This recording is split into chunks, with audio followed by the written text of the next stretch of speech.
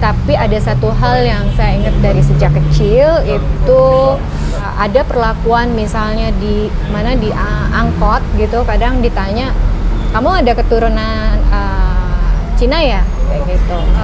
Itu nggak hanya sekali ya, tapi beberapa kali. Terus pada waktu masuk kuliah di IPB, itu yang bikin shock benar-benar. Setelah P4, kami diberitahu dalam satu kelas itu untuk dipisahkan tempat duduknya antara yang Muslim dan non-Muslim. Pada masa-masa meletup gitu pas mahasiswa dulu ya, mungkin lebih pemikirannya harus terlibat langsung ya, mengubah sistem.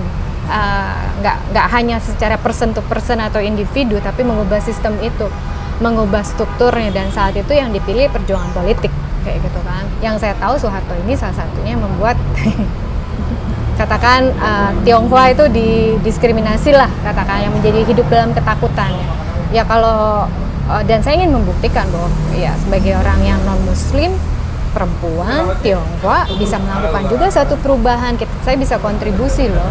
Itu pertama kali ikut aksi di MPR, di DPR MPR, karena saya membaca selebaran di majalah dinding di Wisma Katolik di Depok, dan diajak untuk ikut aksi buruh. Menurut saya itu aksi buruh terbesar dan pertama Great River Industry di Cibinong ada. Jadi itu kerjasama alians sekitar 10.000 kayaknya, soalnya itu padat banget di depan pabrik sampai segala macam.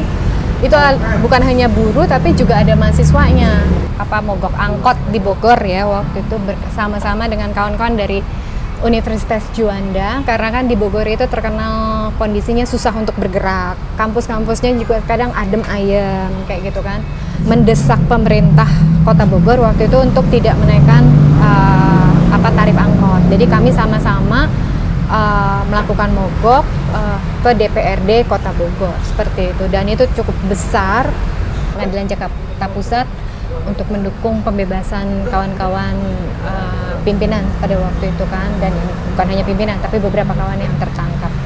Itu pertama kali lagi aksi bentrok dengan kayaknya cuma mungkin puluhan, 20. Kami dari Bogor itu sempat bawa satu kawan Aris yang baru gabung, dan dia walaupun dia berusaha ditahan gitu kan, ditarik-tarik gitu loh, ditarik pedur, tarik ini, akhirnya dia keambil gitu kan. Itu yang buat saya tegang tapi juga sedih banget, karena saya merasa dan berdosa sih sampai sekarang, karena itu tugas saya, karena tanggung jawab saya kan sebenarnya waktu itu yang mengajak dia, tapi dia akhirnya kena dan saya nggak bisa buat apa-apa. Pada saat mendapat kabar kawan-kawan banyak yang hilang, kayak gitu. Penculikan ya? Iya, penculikan yang sampai sekarang belum ketemu. Mereka mengorbankan nyawa untuk apa yang mereka percaya sampai akhir hayat, dan apa yang terjadi saat ini itu juga sebagian dari perjuangan kontribusi mereka. Seperti itu. Katanya ketika terpilih nanti akan dicari ya, tapi kok enggak gitu loh. Penuhilah janji itu, walaupun udah mau di ujung-ujung akhir, tapi penuhilah janji itu kan.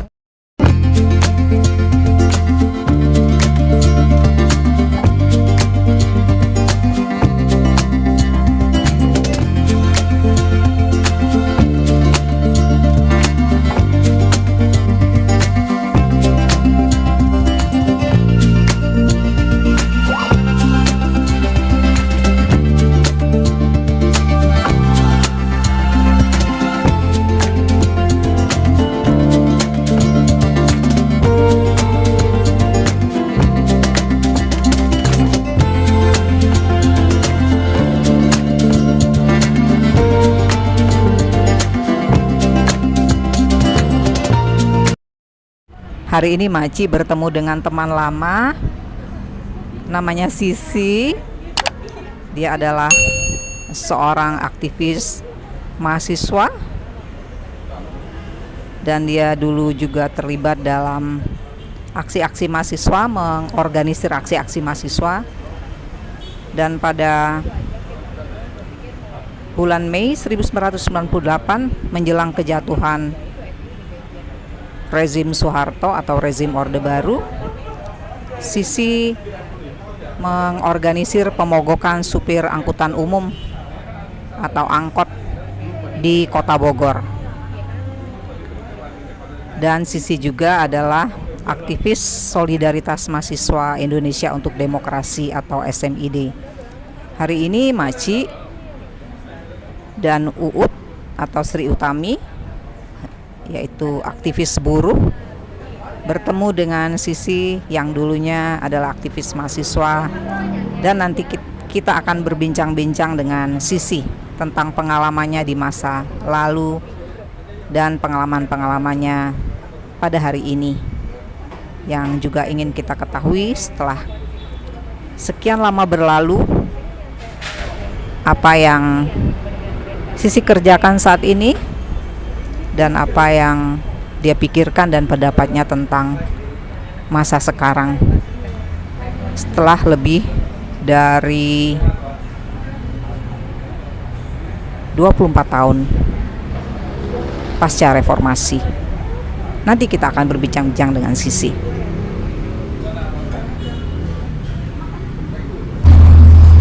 Kita jumpa lagi di vlog cerita Mak Cilinda. Di kali ini dalam perbincangan dengan teman lama, sahabat lama, dan teman seperjuangan Makci ketika bersama-sama melawan Orde Baru lebih dari 20 tahun yang lalu.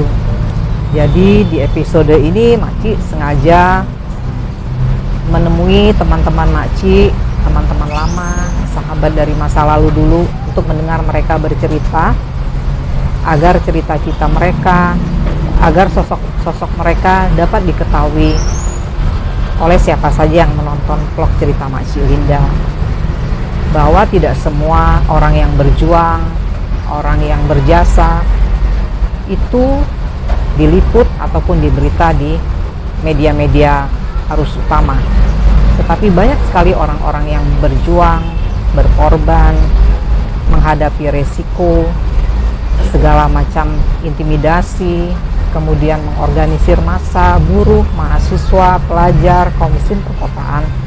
Sosok-sosok mereka tidak dikenal. Makanya Makci ingin berbagi kepada teman-teman yang menonton di vlog kita Mak Cilinda tentang mereka ini, sosok-sosok perempuan hebat yang merupakan sahabat-sahabat Makci sendiri. Selamat siang Sisi. Selamat siang. Kita bertemu lagi ya, bernostalgia. Tadi kita udah cerita-cerita tentang masa lalu kita ya. Ada sedih, ada gembira, ada lucu juga.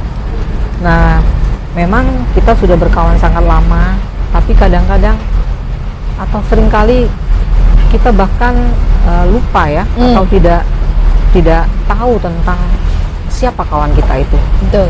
Dari keluarga seperti apa, kemudian bagaimana mereka dulu terlibat dalam perjuangan, seperti apa sih, bahkan perjuangan personal mereka ketika menghadapi orang tua, untuk mereka dapat berjuang bersama-sama dengan teman-teman lain.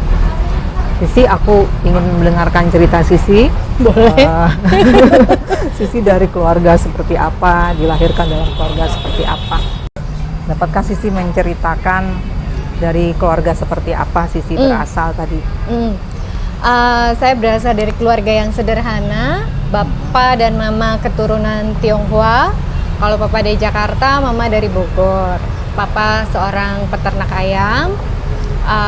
Kemudian mama seorang dulunya guru TK, kemudian menjadi ibu rumah tangga untuk mengurus anak, tapi juga membantu papa dengan berjualan kue-kue kayak gitu. Papa seorang peternak ayam, tapi kemudian mengalami kebangkrutan pada saat ada banjir daging ayam tahun kayak sekitar 1986 seperti itu, sehingga memang mama menjadi termasuk tulang punggung secara ekonomi seperti itu. itu sih latar belakangnya sebagai ya termasuk keluarga sederhana, berjuang pas-pasan. Cici punya adik atau kakak? Kebetulan enggak, jadi saya paling kecil. Cici anak tunggal? Enggak dong. Jadi punya 2 kakak, 1 cowok yang paling gede, yang kedua cewek, saya yang paling kecil, yang paling termasuk bandel. Cici waktu kecil kan Cici hidup di Bogor ya, dengan masyarakat yang plural ya, dari berbagai macam suku bangsa dan agama. Waktu kecil apa Cici misalnya pernah mendapat intimidasi atau diejek karena misalnya imut-imut terus? Oh, kalau imut tidak pasti, tapi enggak. Jadi yang dirasakan memang kalau di Kota Bogor itu kan memang masyarakatnya beragam ya. Tapi ada satu hal yang saya ingat dari sejak kecil itu, terutama mungkin umur berapa ya, SMP lah ya, kayaknya udah merasakan. Karena kan sekolah saya dari kecil, DTK sampai SMA itu adalah sekolah Katolik, swasta Katolik, yang sehingga lingkungannya secara umum aman ya. Tapi ada perlakuan misalnya di mana di angkot gitu, kadang ditanya, kamu ada keturunan Cina ya, kayak gitu. Itu yang bikin saya kok bingung, kenapa ditanya kayak gitu, apakah itu menjadi satu masalah.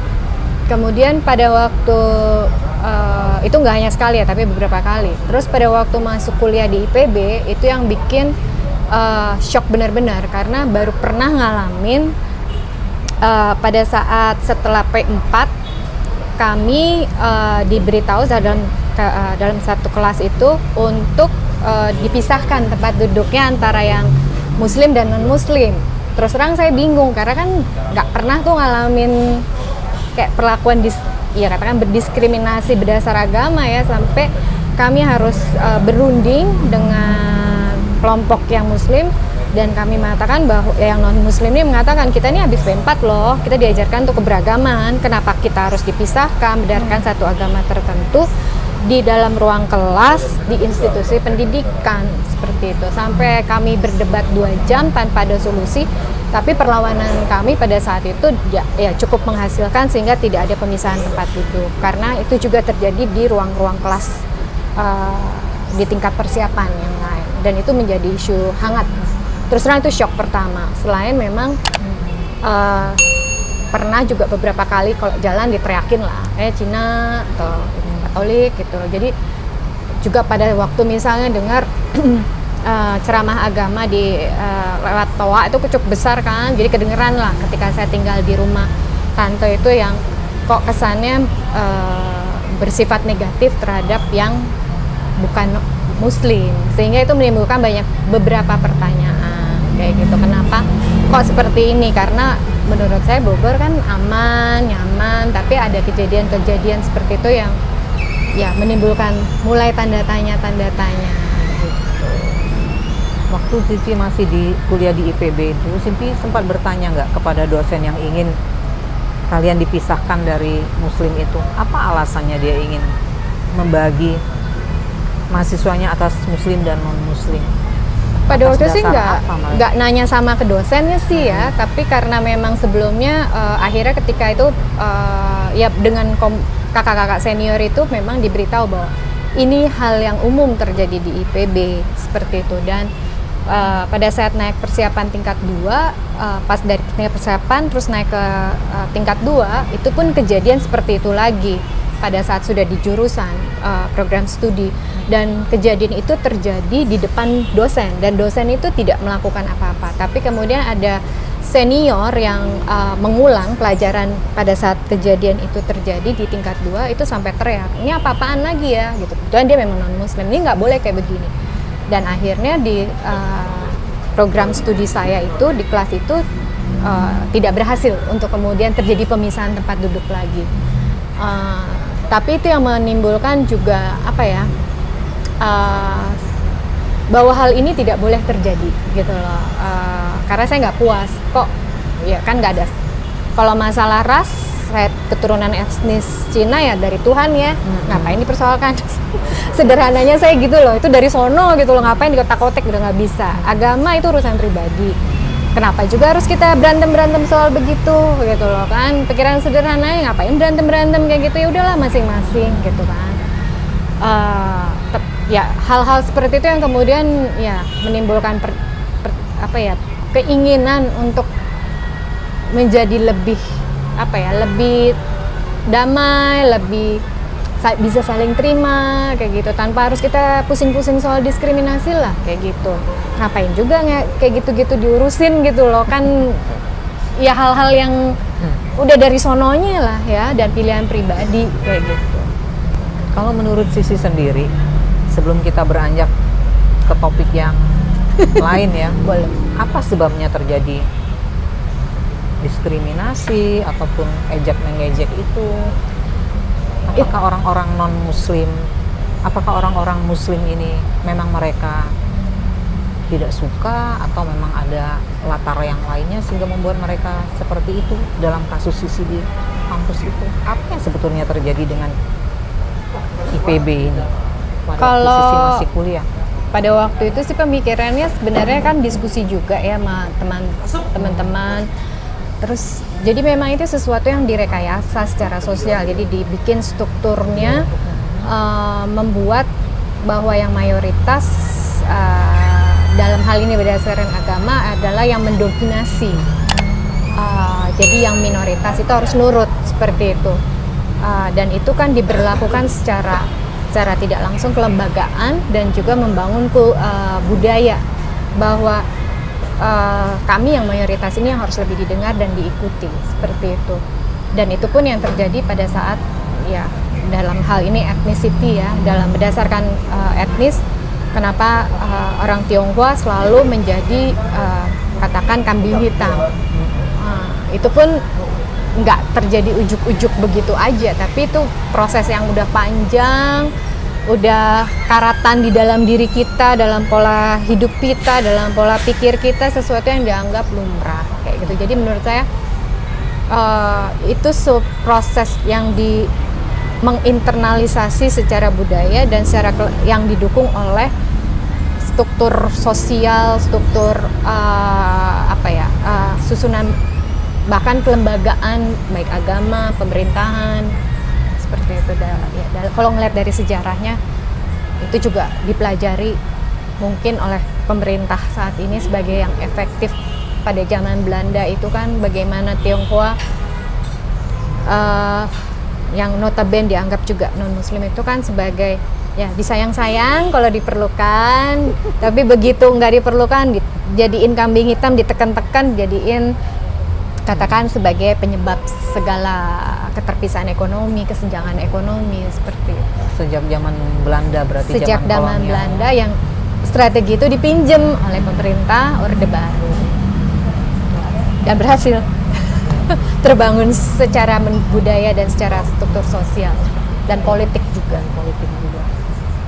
Sisi, menurut Sisi bagaimana mengatasi itu? Kalau agar masyarakat kita, kalau saat Sisi ini bilang supaya damai, lebih baik. Kalau dilihat kalau dulu ya pada masa-masa meletup gitu pas mahasiswa dulu ya mungkin lebih pemikirannya harus terlibat langsung ya. Mengubah sistem, nggak hanya secara person to person atau individu, tapi mengubah sistem itu, mengubah strukturnya, dan saat itu yang dipilih perjuangan politik kayak gitu kan. Tapi kalau melihat pada posisi sekarang ya harus dari berbagai elemen. Kalau pikir kan sekarang juga ada semakin membaik gitu kan dalam konteks tertentu. Proses kesadaran bahwa keberagaman itu adalah sesuatu yang penting gitu dan harus diterima, dan itu proses budayanya itu semakin panjang dan mulai berjalan. Tapi juga ya perubahan dari sistem politiknya itu sendiri, dari sistem struktur sosialnya, membuat inklusi itu yang inklusi lah untuk menerima segala macam itu sebagai sesuatu yang wajar atau hal yang tidak perlu diperdebatkan seperti itu. Perbedaan itu wajar loh, asal kita mau ngomongin gitu. Ya. Sedangkan sama aja, seluruhnya sama aja masih terjadi pergesekan atau konflik ya. Oh ya. yang dianggap sama homogen aja belum tentu kalau dibelah-belah, ditelaah dikit-dikit pasti ada beda-bedanya. Karena kan nggak ada yang 100% homogen ya, ataupun semua sama gitu. Anak kembar aja ada perbedaannya gitu loh. Apalagi ini dalam satu masyarakat dianggap homogen, budayanya homogen, tapi kalau kita menghargai ada perbedaan ya pasti ada bedanya, dan itu menghargai satu sama lain bahwa ya kita berbeda, boleh kita omongin. Kalau memang pada akhirnya nggak bisa dapat kesepakatan ya sepakat untuk tidak sepakat, tidak masalah, tapi minimal kita saling paham bahwa ini loh kita sudah ngobrolin tapi ini ada yang berbeda loh ya. Walaupun kadang kalau untuk urusan ibu dan anak, nah itu lagi beda. Apalagi anak muda sekarang, wow. Jadi identitas saja sebetulnya tidak tunggal ya, meskipun pada diri satu orang. Yap. Ya. Jadi ada banyak lapisan-lapisan identitas kita yang bahkan tidak bisa dikotakkan dia ini A. Karena identitas individu aja dia bisa berlapis-lapis ya dan beragam ya pada diri seseorang. Betul. Sisi, apakah itu juga yang membuat Sisi kemudian memutuskan untuk pada waktu Sisi masih mahasiswa berjuang dengan teman-teman mahasiswa yang progresif ya, yang ingin terjadi perubahan sosial, ekonomi, politik di dalam masyarakatnya, karena pengalaman Sisi tadi salah satunya yang memicu, ada hal lain. Bisa nggak Cici menceritakan bagaimana Sisi terlibat dalam perjuangan untuk memperjuangkan demokrasi dan mengakhiri kekuasaan rezim Soeharto? Kalau salah satunya memang jangan yang memotivasi saya itu adalah jangan sampai terjadi hal yang sama, perlakuan yang membeda-bedakan, yang merasa jadi inferior karena etnis, karena agama, apalagi terus sekarang kan perempuan misalnya itu terhadap anak saya ataupun keturunan ataupun orang-orang lain kayak gitu, karena nggak enak banget gitu loh situasi seperti itu. Jadi memang itu salah satu yang memotivasi untuk bergabung seperti itu, harus ada perubahan seperti itu. Pengalaman Sisi pertama kali terlibat aksi itu aksi apa? GRI buruh, Great River Industry di Cibinong ya? Di Cibinong. Itu pertama kali ikut aksi, walaupun sebenarnya cuman hadir aja sih sebelum GRI, itu aksi di MPR, di DPR MPR, karena saya membaca selebaran di majalah dinding di Wisma Katolik di Depok. Saya pengen tahu, terus diantar oleh salah satu teman Puksa UI ke sana, ke DPR MPR, ketemu melihat yang lagi demo mahasiswa-mahasiswa, kayaknya waktu itu ada Wiji Tukul juga, ada mahasiswa dari Jogja UGM salah satunya. Nah setelah itu mulailah dikontak-kontak dan diajak untuk ikut aksi buruh. Menurut saya itu aksi buruh terbesar dan pertama Great River Industry di Cibinong ada. Jadi itu kerjasama alians sekitar 10.000 kayaknya, soalnya itu padat banget di depan pabrik sampai segala macam. Itu bukan hanya buruh tapi juga ada mahasiswanya gitu loh, dan jadi itu sangat berkesan karena kami selama mungkin lebih dari 3 hari, mungkin ada 1 mingguan gitu ya, susah senang bareng, terus juga cari duit bareng gitu karena udah nggak ada duit kayak gitu kan, ngamen segala macam supaya dapat uang. Ngamen juga. Kalau nggak salah sih kita beberapa rame-rame kelompok itu ada yang ikut ngamen lah ya kayak gitu, buat tambahan buat makan. Terus ya susah seneng bareng, itu yang menurut saya ikatan kayak solidaritasnya itu loh yang mengesankan, dan kita berjuang untuk sesuatu. Dalam hal waktu itu tuntutannya kan kenaikan upah, hapuskan dwi-fungsi ABRI, turunkan Soeharto. Itu cukup ya. Apalagi ya lupa lagi tuh, ada cabut 5 paket undang-undang politik. Nah itu sangat, menurut saya sangat berkesan. Sempat nggak hanya demo ya, tapi juga prosesnya gitu. Setelah demo ada kumpul lagi tengah malam, diskusi untuk besokannya seperti apa, ada evaluasi dan merencanakan kembali. Terus sempat diskusi juga secara ya kadang ketemu dari yang luar Jakarta kan, kayak gitu, ketemu sesama mahasiswa, diskusi kayak gitu, ketemu dengan buruhnya, jadi ngerti apa yang ya minimal menambahin pengetahuan, tahu apa yang terjadi di lapangan, dan itu berbeda dengan kondisi di kampus. Jadi ini sangat menarik Sisi, karena Sisi pertama kali ikut aksi besar, bukan aksi mahasiswa tapi justru aksi buruh. Ya. Sebelum Sisi ikut aksi itu, apa yang Sisi ketahui tentang buruh? Kata itu bahkan dulu dilarang di masa Orde Baru, kata buruh ya. Kita dulu harus menyebutnya karyawan. Wah, malah nggak tahu tuh. Kayaknya sesuatu yang, karena menurut saya ketika diajak, wah itu kan sesuatu yang baru, sesuatu yang menarik untuk diketahui. Alasannya kenapa sih mereka mau aksi? Ada apa sih gitu loh di latar yang melatar belakangi kenapa saya misalnya waktu itu mau datang sendiri, ditemani teman tuh ke demo pertama kali itu yang di MPR, terus diajak yang ke buruh gitu. Itu sesuatu yang baru. Orang melakukan sesuatu pasti ada alasannya, ada alasan ketidakpuasan. Nah itu apa dan kenapa begitu? Itu sih yang sebenarnya membuat dan kayaknya kok sama ya, kita pengen ngubah situasi gitu loh, sesuatu menjadi lebih baik, lebih sejahtera, nggak ada perang, kita bisa hidup damai, saling terima, kayak gitu-gitu. Itu yang ya menurut saya sih nggak membuat takut ya, malah wah seru nih kayak gitu untuk bisa kontribut sesuatu, bahwa saya bisa melakukan sesuatu untuk melakukan perubahan seperti itu. Dan waktu itu kan aksi GRI itu adalah aksi buruh terbesar dan pertama kali dalam sejarah Orde Baru ya. Apalagi sampai ke gedung DPR RI. Di mana tidak hanya misalnya buruhnya yang kaget, perusahaannya juga dan pemerintah juga kaget ya. Iya. Itu sesuatu yang mengesankan, termasuk menurut Sisi saya. Melihat nggak relevansinya antara kepentingan mahasiswa dengan aksi buruh sehingga Sisi mau ikut terlibat? Kalau menurut saya sih iya, karena kan bisa saling, relevansinya kan kita ingin ada satu perubahan gitu loh.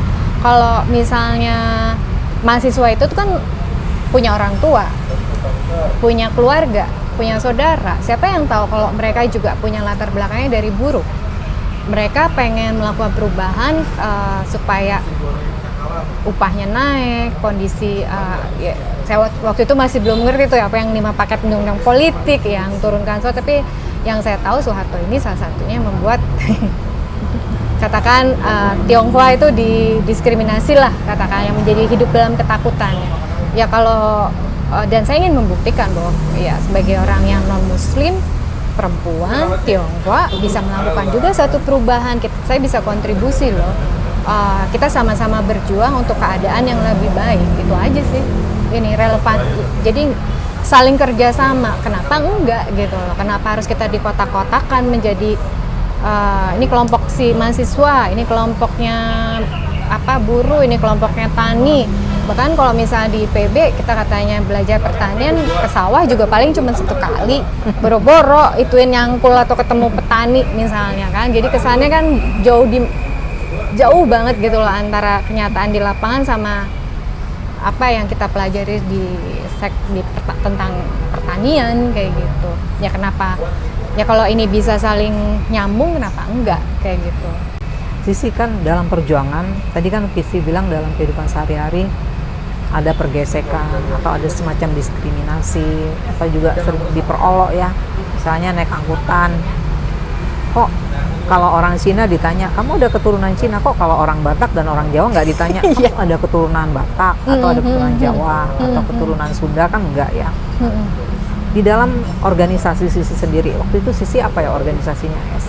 Semitkah? Enggak, atau apa? Serikat Tani Nasional. Waktu itu kenalan pertamanya Mas Mir. Serikat Tani Nasional. Tapi mutusin gabung dengan STN karena background kuliahnya kan pertanian. Jadi ceritanya pengen bergabunglah di Serikat Tani Nasional agar ya bisa mendukung sejalan antara apa yang dipelajari dengan apa yang dipraktekkan di lapangan dengan organisasi. Di dalam organisasi sendiri, Sisi sendiri kan tuh ada banyak teman-teman ya. Ada orang Jawa, ada kemudian orang Batak, macam-macam ya.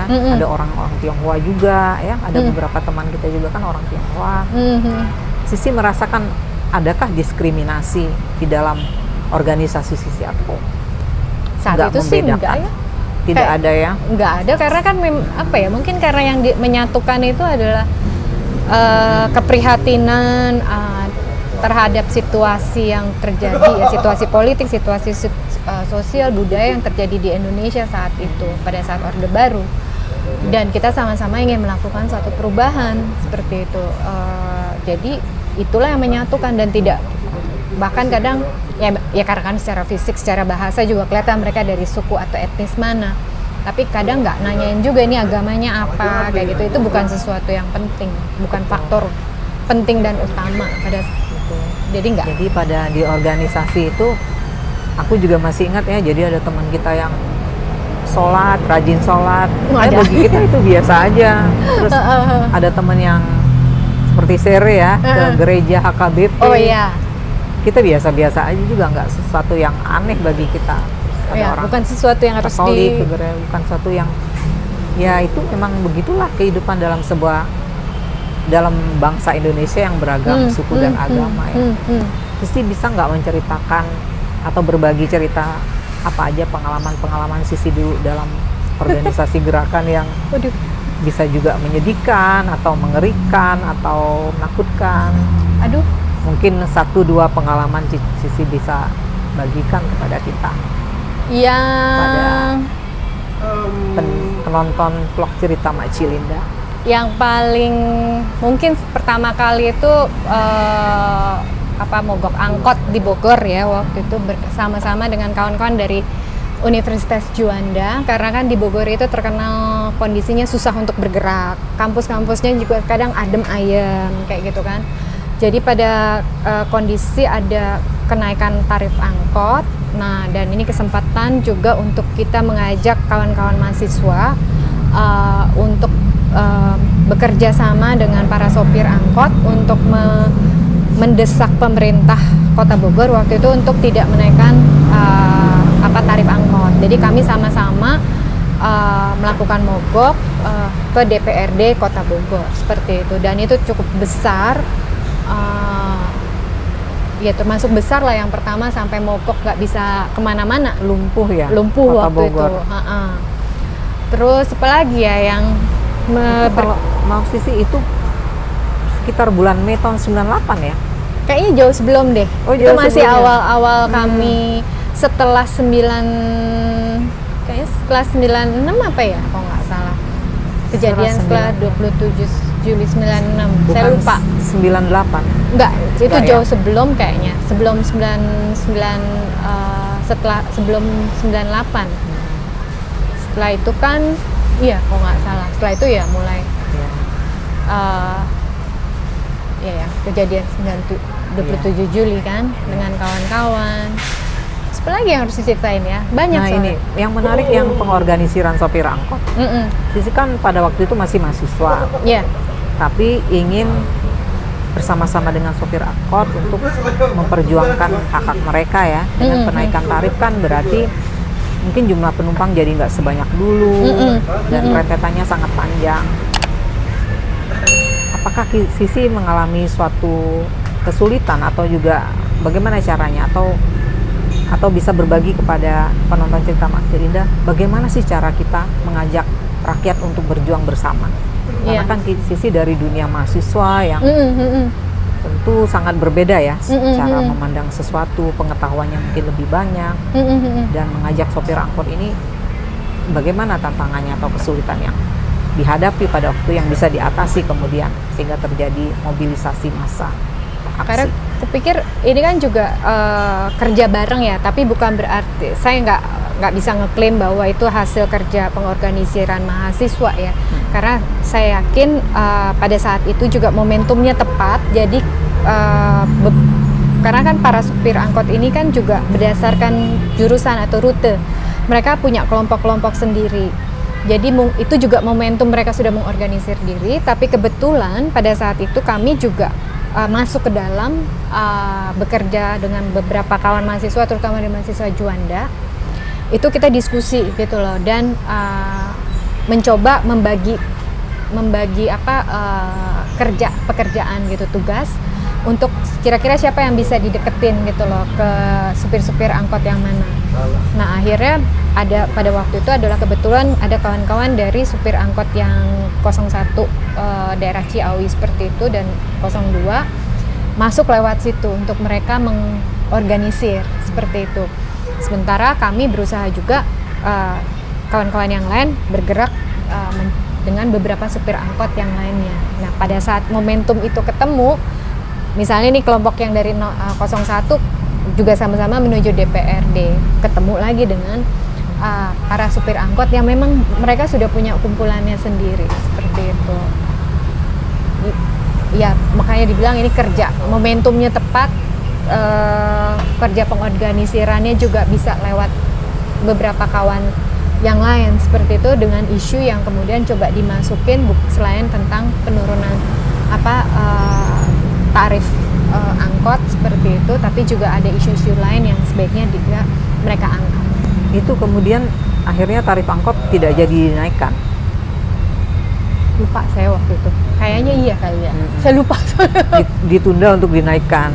Biasanya kan pemerintah begitu. Iya, karena ditunda, tapi ujung-ujungnya nanti naik. Walaupun pada akhirnya terus ya sekarang sudah pasti naik ya karena situasi. Tapi setidaknya ada sebuah perlawanan ya, yang menunjukkan bagaimana masyarakat dengan kenaikan itu mereka tidak setuju dengan alasan-alasan yang tadi udah Sisi ungkapkan. Ya apalagi Kota Bogor gitu jarang aksi. Iya. Dulu ya, pada konteks zaman dulu, pada Orde Baru seperti itu. Sisi ada nggak pengalaman Sisi yang sangat menegangkan? Kalau tadi kan Sisi ikut aksi dan kemudian bersama dengan sejumlah kawan mengorganisir pemogokan supir angkot bersama supir-supir angkot Kota Bogor. Ada nggak pengalaman-pengalaman dalam perjuangan Sisi yang membuat Cici sedih ataupun tegang atau apa yang? Oh, yang bikin tegang itu pada saat awal-awal setelah 27 Juli 96 kan banyak kawan tertangkap ya, terutama pimpinan-pimpinan organisasi dan partai, dan itu mulai kembali diorganisir, kita ketemu kembali dan mulai melakukan lagi demonstrasi untuk yang pertama kali itu kayak di Pengadilan Jakarta Pusat untuk mendukung pembebasan kawan-kawan pimpinan pada waktu itu kan, dan bukan hanya pimpinan tapi beberapa kawan yang tertangkap. Itu pertama kali lagi aksi bentrok dengan kayaknya cuma mungkin puluhan, 20 kayaknya waktu itu. Dan waktu itu kami dari Bogor itu sempat bawa satu kawan Aris yang baru gabung, dan dia walaupun dia berusaha ditahan gitu kan, ditarik-tarik gitu loh, ditarik pedur guys dari ini, akhirnya dia keambil gitu kan. Itu yang buat saya tegang tapi juga sedih banget, karena saya merasa dan berdosa sih sampai sekarang, karena itu tugas saya, karena tanggung jawab saya kan sebenarnya waktu itu yang mengajak dia, tapi dia akhirnya kena dan saya nggak bisa buat apa-apa. Walaupun dikatakan ada pendampingan dari LBH, tetap aja kan ya dia masuk ke dalam gitu loh, maksud saya. Selain itu juga pada saat yang tegang lagi, pada saat mendapat kabar kawan-kawan banyak yang hilang, kayak gitu. Penculikan ya? Ya, penculikan yang sampai sekarang belum ketemu. Itu yang benar-benar bikin terus terang shock sih dan sedih banget, karena mereka adalah kawan-kawan yang baik, yang menurut saya karakternya itu punya prinsip gitu, dan punya prinsip dan melindungi melindungi apa yang mereka percaya sampai akhir gitu loh, sampai mereka harus korbankan nyawa. Walaupun ya dulu kan bilangnya kalau ikut terlibat harus siap dengan 4B kan, apa tuh, buang, bunuh, buru, bunuh, buang ya, kalau nggak salah. Tapi bukan berarti itu harus terjadi kan, gitu loh. Dan itu terjadi, dan itu yang apalagi sampai sekarang nggak ketemu. Gitu. Apa yang Sisi harapkan dari pemerintah atau pihak manapun terhadap kawan-kawan Sisi yang masih hilang? Ya Sampai mereka, hari ini ya? Ya sampai hari ini kan dibilangnya katanya janjinya mau dicari kan. Waktu itu sama ya itulah, tapi katanya ketika terpilih nanti akan dicari ya. Tapi kok enggak gitu loh. Penuhilah janji itu. Walaupun udah mau di ujung-ujung akhir, tapi penuhilah janji itu karena Jadi ada yang menjanjikan ini ya, ya, di awal kekuasaannya. ya, kayak gitu. Jadi penuhilah itu. Tolong ingatlah bahwa ada mama Coba papa. dengarkan ini yang berjanji. Punya papa mama, punya kakak adik mungkin kayak gitu, punya pasangan seperti itu. Jadi nggak perlulah sampai apa ya, ya kami tahu lah mungkin udah pasrah kayak gitu kan, tapi minimal ketahuan di mana itu aja. Karena saya menghormat banget kepada mereka yang hilang gitu, karena ya mereka mengorbankan nyawa untuk apa yang mereka percaya sampai akhir hayat, dan apa yang terjadi saat ini itu juga sebagian dari perjuangan kontribusi mereka. Seperti itu. Sisi, ini kita kembali lagi tentang perjuangan Sisi dan kawan-kawan dulu ya. Kawan mahasiswa, buruh, komisi perkotaan, dan petani, di mana Sisi adalah juga anggota dari Serikat Tani Nasional. Jadi Sisi perjalanan perjuangannya cukup lengkap sebetulnya ya, mahasiswa, kemudian buruh transportasi, buruh pabrik, kemudian juga petani ya. Sisi melihat setelah reformasi terutama yang sering dipikir orang sebagai momentum perubahan, apakah Sisi merasa sekarang sudah banyak tuntutan atau cita-cita Sisi ya ketika berjuang dulu sudah tercapai, atau kalau belum, apa yang belum tercapai? Sebagian mungkin ada ya, namanya suatu proses perubahan, tentu ada yang berubah, ada yang lebih baik, ada yang lebih buruk. Nggak semuanya tercapai. Kalau ya karena kan gini, kalau misalnya 5 undang-undang politik gitu kan udah nggak ada mungkin, tapi kan dalam bentuk lain mungkin ada ya. Dibilang demokrasi iya, tapi demokrasi yang kayak gimana, seperti itu. Bahwa keterbukaan di mana orang-orang Tionghoa secara mulai bisa satu, Konghucu diakui, kemudian mulai bisa aktif dalam politik dan berorganisasi, menjadi lebih berbicara, terus bahasa Mandarin juga diakui, itu sesuatu yang positif. Bahwa itu terjadi gitu, dan itu juga bukan otomatis dalam arti setelah Soeharto jatuh itu kemudian langsung berlaku ya, proses juga panjang. Kemudian Timor Leste merdeka, itu juga sesuatu yang positif gitu, dengan referendum membuktikan pilihan rakyatnya seperti apa, walaupun prosesnya tidak lancar karena juga ada korban, ada kerusakan segala macam. Jadi ada kemenangan. Ada di dalam hal ini, walaupun juga ada pukulan mundur dalam konteks mungkin Apa itu yang Sisi lihat? kebebasan beragama secara positif iya, tapi juga ada yang mundur yang kayaknya menjadi lebih sempit ya. Dalam arti bahwa ya kita beragam, tapi juga masih ada tanda-tanda gimana ngomongnya ya? Jadi kayak misalnya lebih sektarian. Iya, dan itu juga masuk sampai orang diindoktrinasi atau dipengaruhinya itu masuk sampai dari sejak usia dini. Karena yang saya alami itu, anak saya ngalamin sampai terkejut-kejut dia gitu loh. Ketika anak saya di kolam renang, dia ngajak main yang seusia dia, laki dan perempuan. Terus ditanya sama 2 anak ini, anak saya nggak kenal, cuman ketemu di kolam. Kamu agamanya apa? Gitu kan. Oh, agama saya Katolik. Oh, kamu bukan Islam ya? Oh, kita nggak mau main sama kamu, kayak gitu. Anak saya sampai kaget gitu kan, terus nanya, Mama kenapa kalau Bumi Katolik memang, kenapa dia nggak mau main sama Bumi, kata gitu kan. Saya shock juga kan, digituin loh, anak usia sebegitu. Waktu itu anak saya mungkin sekitar umur 6 tahunan ya. Kok bisa ya ada anak umur 6 tahun sudah yang diajak main itu punya pikiran udah menyekatkan diri kalau nggak mau main sama yang non muslim gitu kan. Saya kaget, itu mamahnya dari 2 anak itu ada di pinggir kolam gitu loh. Cuman saya bilang, oh itu menurut saya satu kemunduran gitu loh, ketika anak kecil sudah bisa menyekat-nyekatkan diri. Karena dulu waktu saya kecil saya nggak bermain dengan yang muslim dekat rumah, itu nggak masalah loh kayak gitu. Apa sebabnya menurut Sisi seperti ada semakin ada sektarianisme ya, yang pada waktu Sisi masih kecil main sama teman-teman tuh yang berbeda agama dan suku biasa aja, tapi ketika masanya Bumi kok seperti ada polarisasi yang lebih tajam tuh, apa penyebabnya? Apakah semata-mata karena ajaran agama? Tapi kalau ajaran agama kan dari dulunya sudah ada. Atau pertanyaan apa? yang menarik.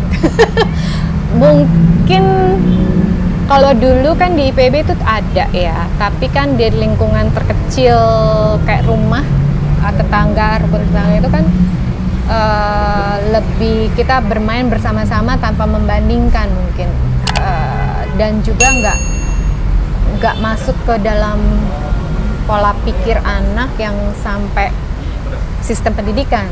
Kok sekarang mungkin kalau di IPB dulu kan masuknya emang mulai pelan-pelan masuk jalur pendidikan kan, kuliah. Tapi kok sekarang mungkin dilihat efektif tuh memang mempengaruhi seseorang itu dari sejak dini, membentuk pola pikir, pola sikap mereka, cara pandang mereka terhadap orang lain, sehingga itu cara baru tapi lama gitu loh, yang membuat orang menjadi lebih sektarian. Tapi juga karena kan melihat perkembangan mungkin di global itu kan kesannya jadi ya kekuatannya bukan kekuatan secara ekonomi apa ya, kok dulu kan Rusia Amerika kan, sekarang mungkin udah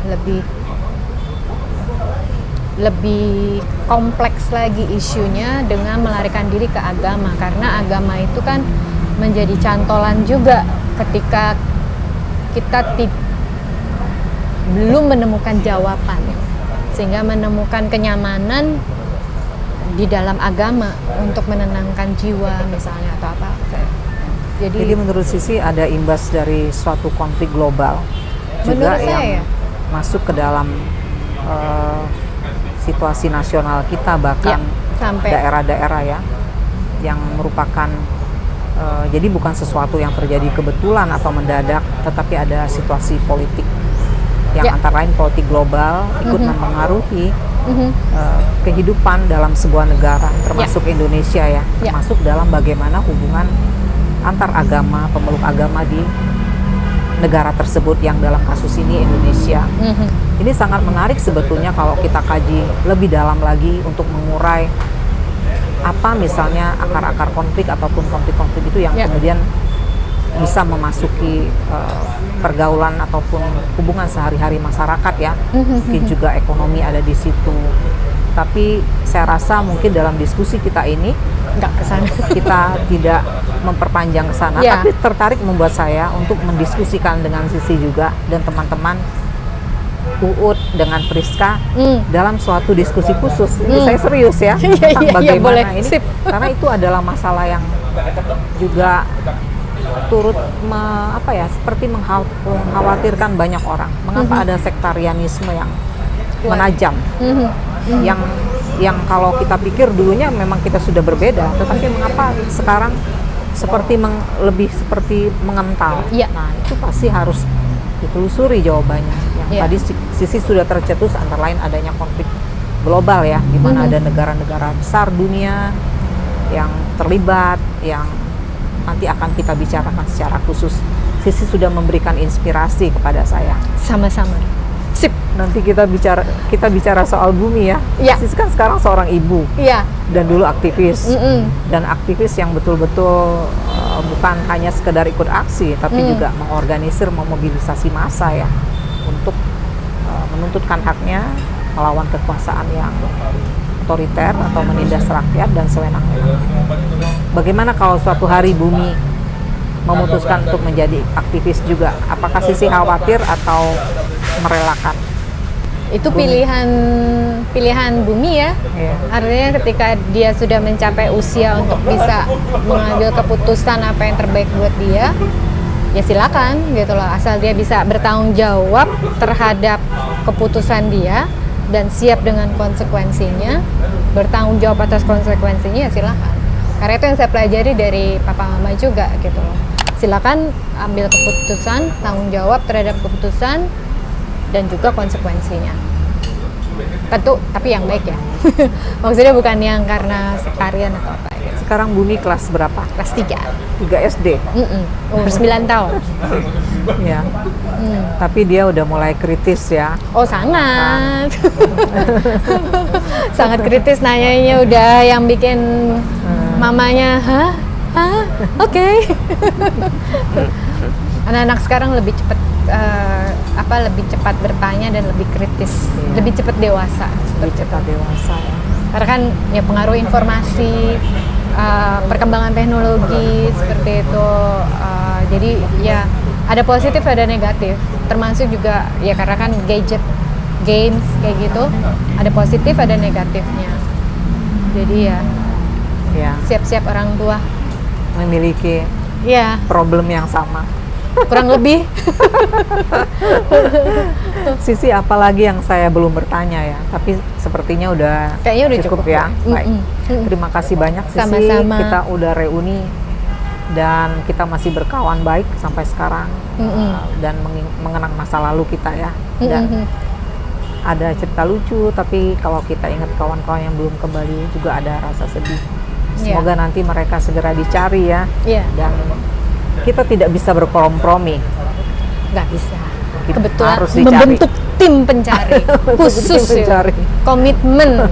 Karena kan ya kayak saya ngajarin ke Bumi tuh, kalau kita udah janji, konsisten lah dengan janji itu untuk dipenuhi. Sampai kapanpun harus penuhi dulu janji itu. Walaupun mau lama, tapi penuhi janji itu. Karena harus tanggung jawab terhadap janji. Karena itu perkataan dengan yang diucapkan dalam bentuk janji harus dibuktikan dalam perbuatan. Jadi begitu juga harapan kita untuk pemerintah Indonesia ya, mencari tidak hanya teman-teman ataupun aktivis yang hilang ya, tapi masyarakat yang juga dihilangkan paksa pada masa itu. Kan ada orang-orang yang juga bukan aktivis dan tidak terlibat dalam politik yang dihilangkan paksa.